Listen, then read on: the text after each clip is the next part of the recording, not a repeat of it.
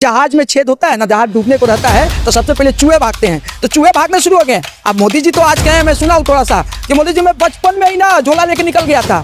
अरे कितना दिन से बचपन में झोला लेके, आप कभी बचपन में झोला लेके निकल जाते हैं, कहीं बैठते हैं तो बोलते हैं कि 1989 में ही आप डिजिटल कैमरा से फोटो खींच रहे थे।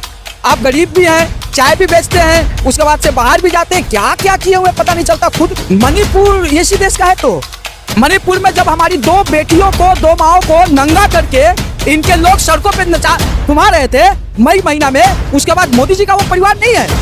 हथराज की वो दलित की बेटी मोदी जी का परिवार नहीं है। अरे आप बताइए ना, मोदी जी का परिवार कौन सा है? मोदी जी का परिवार है जो औरतों के ऊपर जुल्म करता है। मोदी जी का परिवार आतंकवादियों का परिवार है, जो प्रज्ञा सिंह जैसे आतंकवादी को टिकट दी। मोदी जी का परिवार ऐसा परिवार है जो जितना बड़ा जुल्म करेगा उसको उतना बड़ा इनाम दिया जाएगा। जाने के लिए एकमात्र आवाज भाजपा पार्टी है कि भाजपा रहेगी तो हमारी देश की महिलाएं सुरक्षित नहीं रह सकती। उन्होंने ये कहा है, आप समझ नहीं पाए होंगे, उनका कहने का मकसद यही था। वो बता रहे हैं कि भाजपा से बेटियों को बचाओ। अगर भाजपा रहेगी तो आज 33,000 से ज्यादा हर साल हमारे देश में औरतों के ऊपर क्रिमिनल केसेस होते हैं, और उसमें सबसे ज्यादा उत्तर प्रदेश है। मोदी जी के जितने करप्ट लीडर हैं, एक पे कार्रवाई करके दिखाइए ना। अरे ब्रिजभूषण को तो आप नहीं हटा पाए, हिम्मत नहीं आपके अंदर, और वो कैसे हटाएंगे जो खुद दूसरी औरतों का पीछा करवाते हो। वो अगर औरतों के ऊपर बात करें तो शर्म आती है मुझको। नमस्कार आदाब, आप देख रहे हैं इंडिया न्यूज़। मैं नूर आलम। अभी फिलहाल मैं मौजूद हूं कमेटी बीटी रोड पे। 2024 चुनाव सामने है।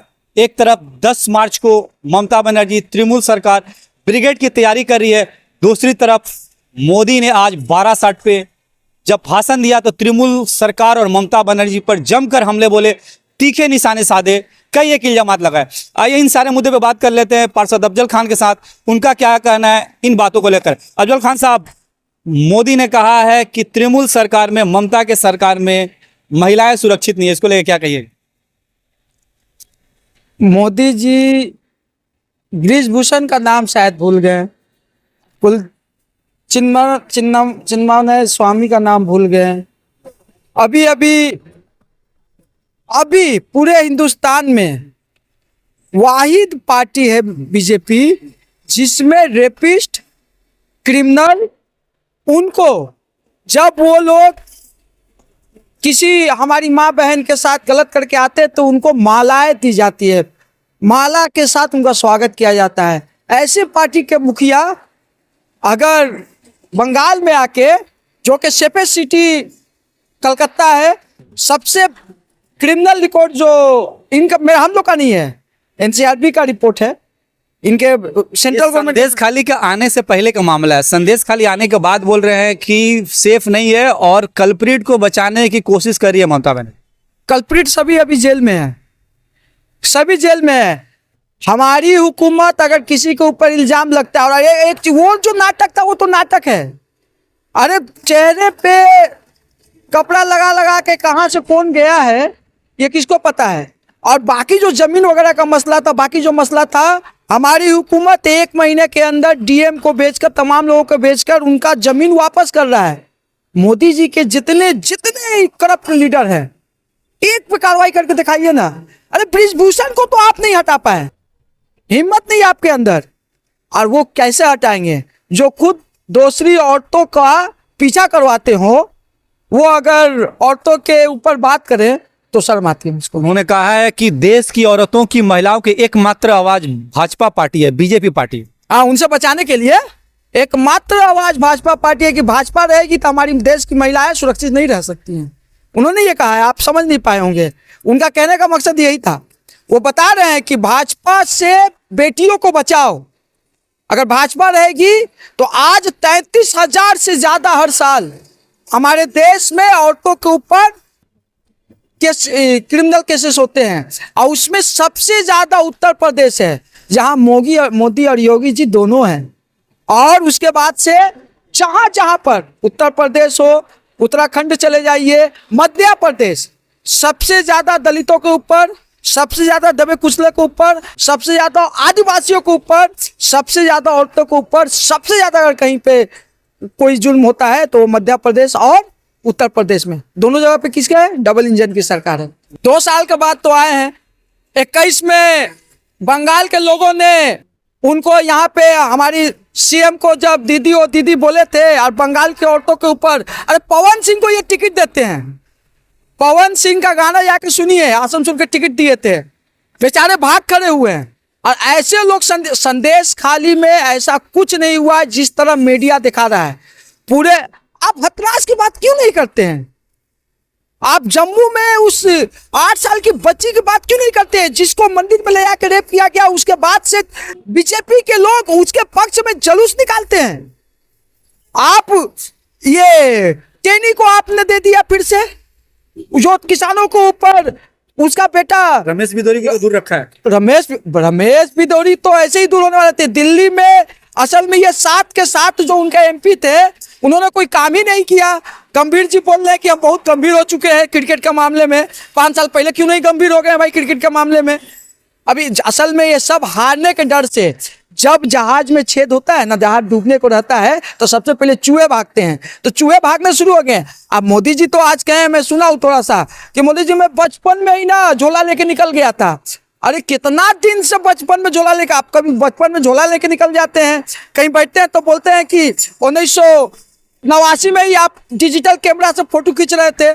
आप गरीब भी हैं, चाय भी बेचते हैं, उसके बाद से बाहर भी जाते हैं, क्या क्या किए हुए पता नहीं चलता। खुद कुछ और बोलते हैं, कभी बोलते हैं हम पढ़े लिखे नहीं हैं। कभी अमित शाह जी इनके लिए लड़कियों का पीछा करते थे, अमित शाह जी जब गुजरात में होम मिनिस्टर थे, तो पता होगा कि नहीं। मोदी ने कहा है कि मैं पश्चिम बंगाल आता हूं तो मुझे बहुत से आकर्षण मिलता है। जब मैं बचपन में आता था तो मेट्रो में चढ़ने की बहुत इच्छा होती थी। अच्छा, तो बचपन में तो 84 में वो बच्चे थे ना। अरे मोदी जी क्या बोलते, क्या है आप लोग सीरियस लेते हैं? मोदी जी का ये आखिरी है। मोदी जी को मीडिया ने, अंबानी अदानी ने, इनके जो असल परिवार है, जिस परिवार के लिए ये काम करते हैं, ये असल में सिर्फ और सिर्फ चंद परिवार के लिए काम करते हैं, उनकी दौलत को इकट्ठा करवाते हैं। ये सबसे बड़े हिंदुस्तान, मुझको ये बात कहने में शर्म आ रही है, मुझको नहीं कहना चाहिए एक प्राइम मिनिस्टर के लिए।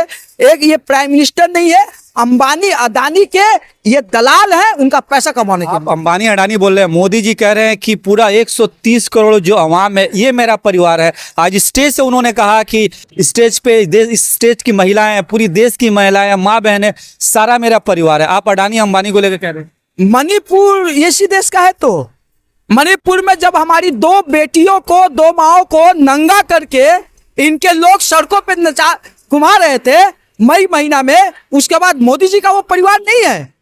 हथरास की वो दलित की बेटी मोदी जी का परिवार नहीं है।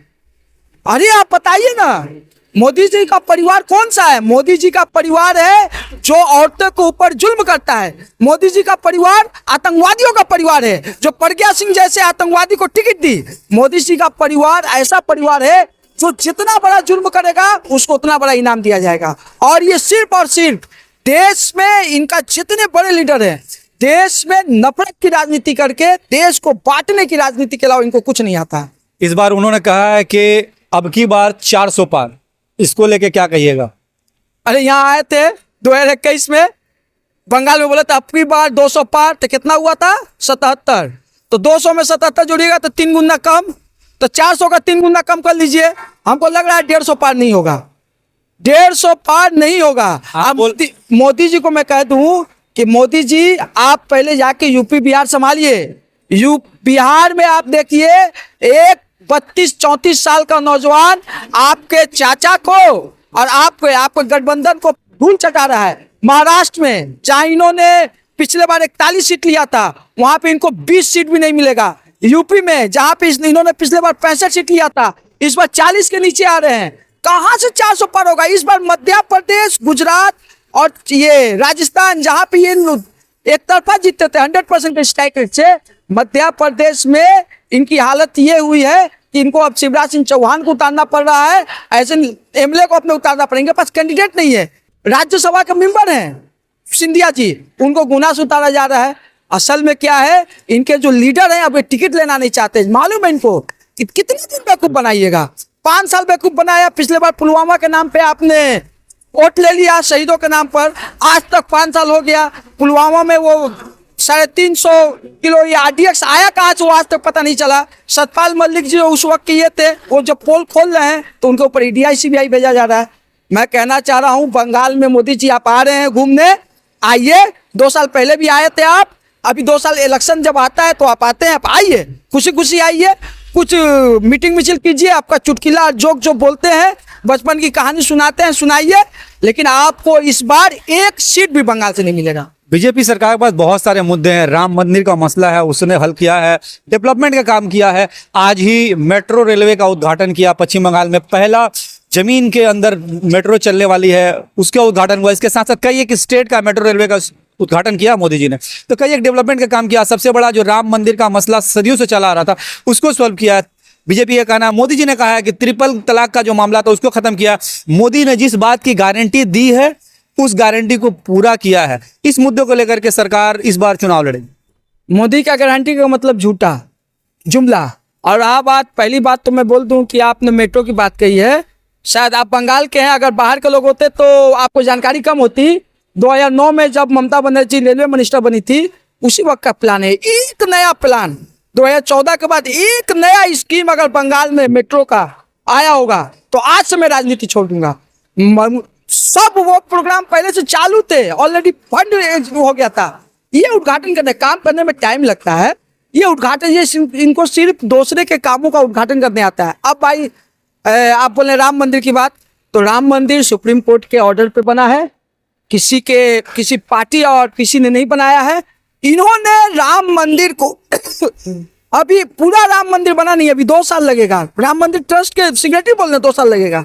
इन्होंने सिर्फ इलेक्शन के लिए 4 शंकराचार्य, जिनके बारे में कहा जाता है कि हमारे देश के 4 कोने पे 4 शंकराचार्य, वही मतलब जैसे इसमें धर्म गुरु हैं, उनके बगैर कोई वो वही वही सही राह दिखाते हैं।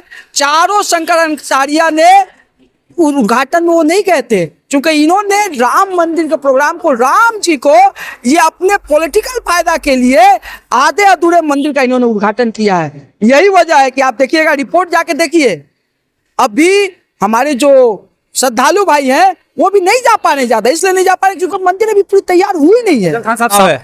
तृणमूल के एक बड़े नेता तपस राय आज बीजेपी ज्वाइन कर ली, क्या बोलेगा इसको लेकर? मैं इस पे बहुत ज्यादा कुछ नहीं बोल पाऊंगा। मेरे साथ वो यहाँ पे ममता बनर्जी हमारे सीएम ने उनको हमारे सगरदत्तो मेडिकल कॉलेज का आरकेएस का वो चेयरमैन भी थे। मैं बहुत सारी मीटिंगों में उनके साथ बैठा हूँ। ऐसे लीडर सिर्फ एक ईडी का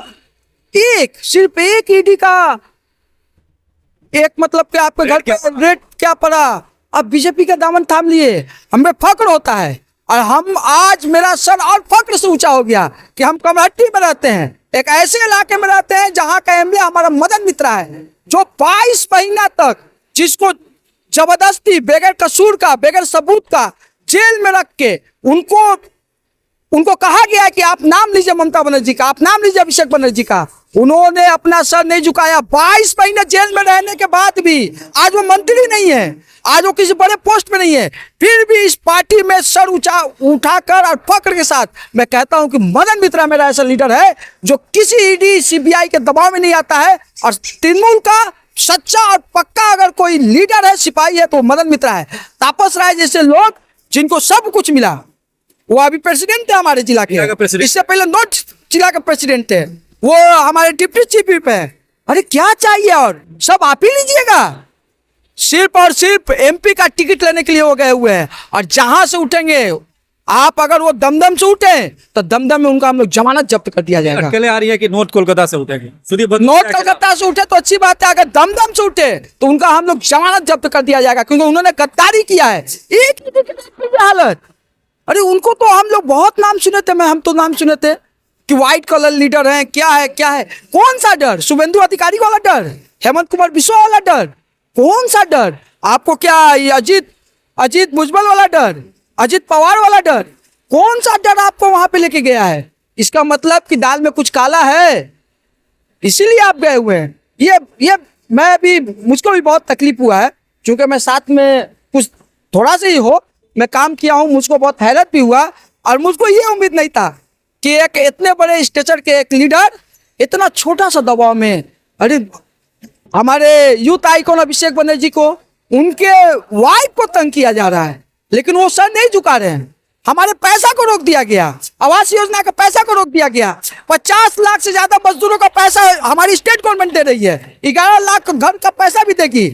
हम लोग आज फक्र है हमको ममता बनर्जी पे। आज उन्होंने सबसे जो लोएस्ट में जो काम करते हैं, आशा के कर्मी, ICDS के कर्मी, जो लोग इसमें काम करते हैं, आंगनबाड़ी में काम करते हैं, उनके लिए भी आज पैसा बढ़ाया गया है। पैसा फंड रुका हुआ है, हजारों हजार करोड़ रुपया, लेकिन उस प्रताड़ना के अलावा भी जो फंड है, उस फंड से हम लोग दे रहे हैं। हमारी माओ बहने के लिए जो 500 हमारा लकी भंडार था, उसको 1000 किया गया। SC ST के लिए 1200 किया गया। काम ऐसे होता है, काम करना पड़ता है। वो तो झुकाएंगे, लेकिन 24 के बाद तापस राय जैसे लोग अगर फिर हाथ जोड़कर हमारे पास आएंगे, तो हमको पूरा यकीन है कि ममता बनर्जी ऐसे लोगों को इस बार पार्टी में आने नहीं देगी। शुक्रिया। आपने देखा, ये थे पार्षद अफजल खान साहब। सामने लोकसभा चुनाव है। आज तपस राय ने तृणमूल का झंडा छोड़ बीजेपी का झंडा थामा। जब चुनाव आते हैं तो नेता दल बदल करते ही रहते हैं। इसका असर हम लोगों ने देखा था जब 2021 में विधानसभा चुनाव हुआ था। कई एक तृणमूल नेता बीजेपी में गए, फिर चुनाव के बाद फिर से वापसी तृणमूल कांग्रेस में हुई है। अभी देखना है तपस राय ये पहले आखिरी होते हैं या इसके बाद भी कई एक तृणमूल लीडरान बीजेपी में जाते हैं। अटकले और कम से कम 6 से 7 MLA ऐसे हैं जो शायद बीजेपी ज्वाइन करे चुनावी इलेक्शन पहले। आप देख रहे हैं इंडिया न्यूज। देखने के लिए धन्यवाद। हमारे साथ बने रहे ताकि वो पॉलिटिकल खबरें आप लोग दिखा सकें।